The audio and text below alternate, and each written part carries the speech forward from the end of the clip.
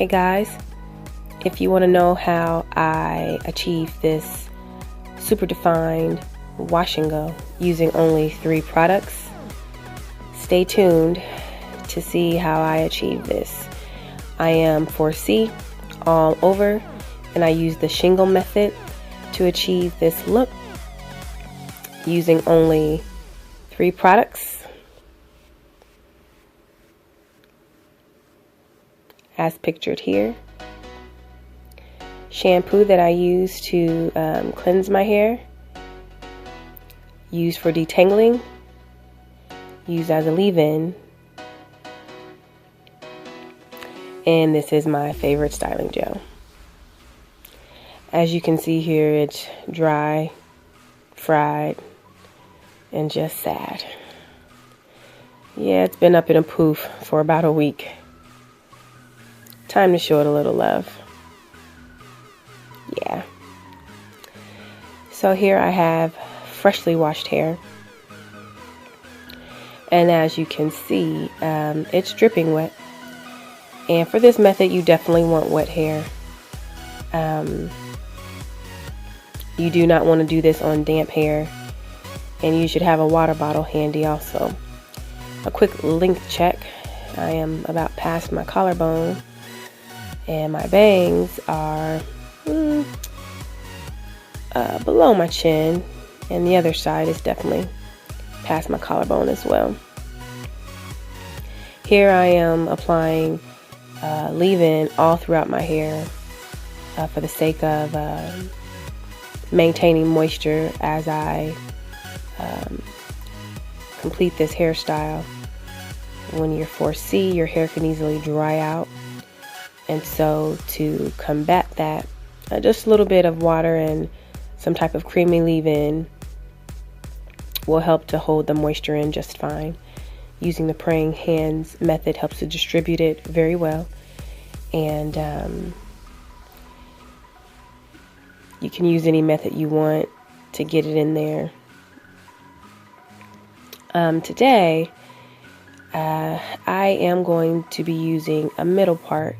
When I do my wash and goes, I typically do a middle part, and that's because my hair shrinks a whole lot, and my bangs are a little bit shorter than I would like them to be, so when it shrinks in a wash and go, it doesn't look as nice as I would like for it to look. So the middle part is what we're going to go with today, and that's what I typically go with anyway. And then what I like to do is section my hair into about 4 sections, 6 at the most. But my hair's grown out a little bit, so I can probably get 4 sections in real easily. Just doing big twists, nice and loose, all the way to the tip. And you can put your twist away with whatever you like to use. I like to use a twisty tie just because the little plastic utensils, the clips or whatever, they tend to slip out of my fingers because they're usually wet and full of product, and then when they hit the floor they break. So I find that using the twisty ties works best for me. Just twisting the back just like I did the front, getting it out the way. And when I have that one twisted, it will be secured with the twisty tie as well.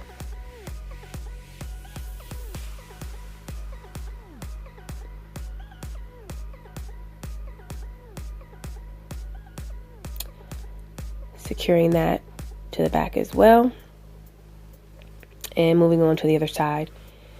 I'm going to be starting with the front on this side right here. So I'm going to put the back away. Again, making a big twist. It's full of conditioner. The twist also helps to maintain the moisture as we work on that front piece there. That front section is still loose, and that's what we're going to work with. Twisting all the way to the tip again, and we're just going to secure that with a twisty tie as well. Whatever you like to use to put your hair up and out of your way, feel free to use. This is just what I like to use because I usually have slippery hands and I have pretty thick hair. So here we go, we're working with this section. I'm going to apply a little bit more of the leave-in conditioner. I usually like to apply the leave-in conditioner by section because I feel like you get it more in there. It's more thoroughly distributed. You can coat the hair much better. And for my type of hair, it's better to put your leave-in in sections instead of just doing your whole head. So I'm getting the leave-in in there pretty well, trying not to neglect any part of the section and definitely working the ends. And then the next step is to apply your oil.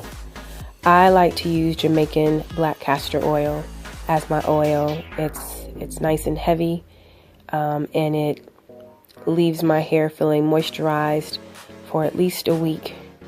And I tend to wash or co-wash my hair once a week. And so I feel like my hair does not get dry when I use the black Jamaican black castor oil. A little finger detangling if necessary. And if you find that your hair is hard to separate, you just might need to add a little bit of water. So you definitely want to have a water bottle nearby full of warm water, or even hot water, because it'll begin to cool off after a while. So have a water bottle handy in order to help you separate your strands and to prevent breakage.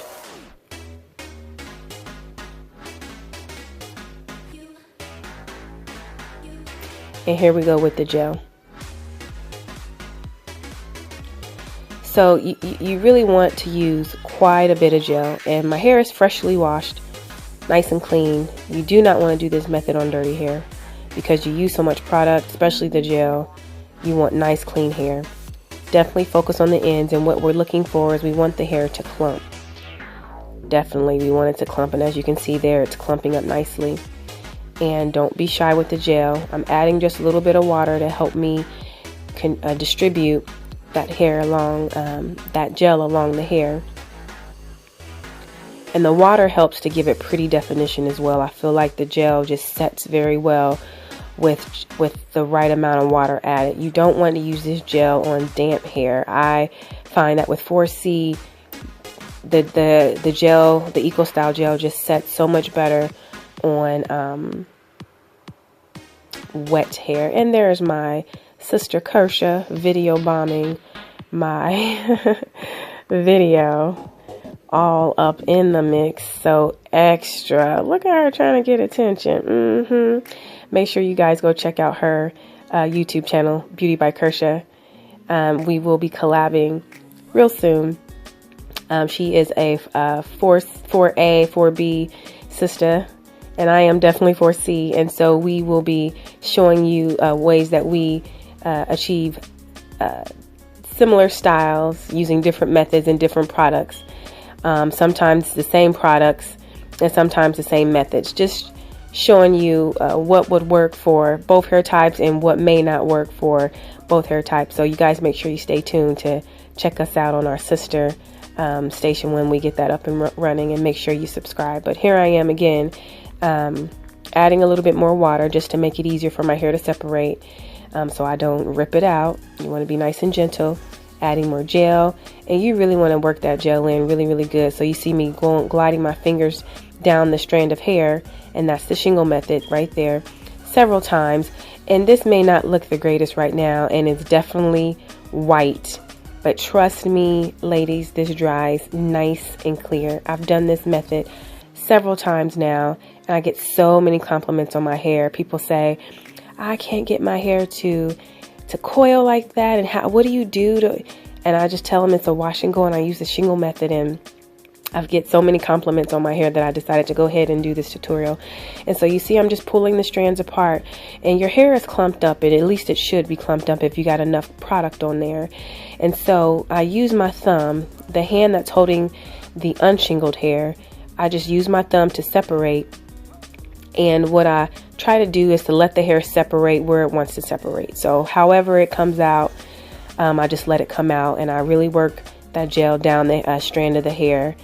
And I'm doing this pretty slow right now. I actually can whip through this really, really fast because I've just kind of mastered it. I've done it several times already. But just for the sake of, you know, showing how I do this, I'm slowing it down a bit. But I'm just working the gel down the strands of the hair. And what I'm doing is I'm clumping the hair when I'm doing this. And this is what you want. This is what gives you that definition when it dries. Be gentle when you're separating your hair. The water helps give you slip, so add water as needed.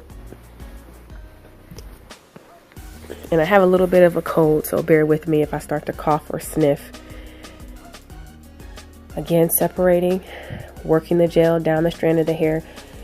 Don't be afraid to be generous with the gel. You don't want any dry strands. The dry strands or strands that don't have enough gel will look poofy and won't set as well, and they won't be as defined, and you won't see a curl pattern. So you definitely want to make sure you use enough gel on each shingled strand. And don't worry, guys, I know this doesn't look like it has much a pretty shape right now, but during this stage I try not to focus on shape. I'm mostly focused on shingling, separating the strands, making sure they're well coated, and then at the very end you can manipulate the front of your hair around where your part is, pin down areas you want to lay flat. You can really give it shape and start to pull out areas, or you know, go over certain strands that you want to lay a little bit longer. So at the end I tend to manipulate a little bit more, but during this part I'm just trying to get the hair shingled and coated very well, and try not to really focus too much on the shape of the hair. But trust me, it will be very, very pretty once it's all dry at the very end. And so that section is just about done. Just a little bit more to go. And as you can see, it's white. Trust me, ladies, it dries clear. Don't fret, it dries absolutely clear. The key to this method with the Eco Style gel, I know a lot of ladies have complained that Eco Style gel leaves their hair flaky or crispy. The key is to use the oil. That Jamaican castor oil is just full of life. It is a nice heavy carrier oil that will cut through whatever is in that Eco Style gel that causes crispiness or flakes. It gives my hair that pillow soft feel, and it has nice good hold, but without the crispy feel. So you definitely want to make sure you coat your hair very well with that Jamaican castor oil or whatever oil of your choice. For my 4C hair, I feel like the Jamaican castor oil lasts the longest. And so if you're listening to me, what I'm explaining to you basically is the lock method. My hair's wet, and I used a leave-in, so that is the L in the lock method, the liquid. And I use Jamaican black castor oil, so that is my oil, and you can use whatever oil of your choice. And the C would typically be a cream, but instead of a cream, I'm using the gel. So basically, you are really locking in that moisture into your hair. And this particular gel has olive oil in it as well. I use the green Eco Style gel, so I'm just adding even more moisture to it. So so basically, I love this method because it's moisturizing and it lasts for 7 days. My hair will not be dry at the end, and later I will, you know, upload additional pictures or videos just showing second, third, fourth, fifth, sixth day hair, just showing you how it lasts me throughout the week. I like to change up my style towards the end of the life of my wash and go, usually around day 6 or 7. My coils are still very, very pretty, but I just want a different look, so I'll either pull it up in a poof with a nice big bang, or I'll do a nice fluffy fro hawk. I call it a lazy fro hawk since my hair is so long, and Or I might just do some type of really neat updo where I pin it up in the back and just have these pretty flowing coils just flowing out the top. So, I mean, many things you can do with it. I've done a pony kind of towards the back, kind of the 80s look with the full bang. Here I am just going over a few strands, just making sure they're well coated. And I have some broken off pieces in the front. Everyone has their trouble area. Mine tends to be around the edges, especially in the front where I have my widow's peak. I know a lot of ladies have breakage in their crown, and some ladies have breakage at their nape. Those are just the areas that we tend to neglect. Our stress areas, you know, areas that we break when we're stressed. And you just got to show those areas a little bit more love.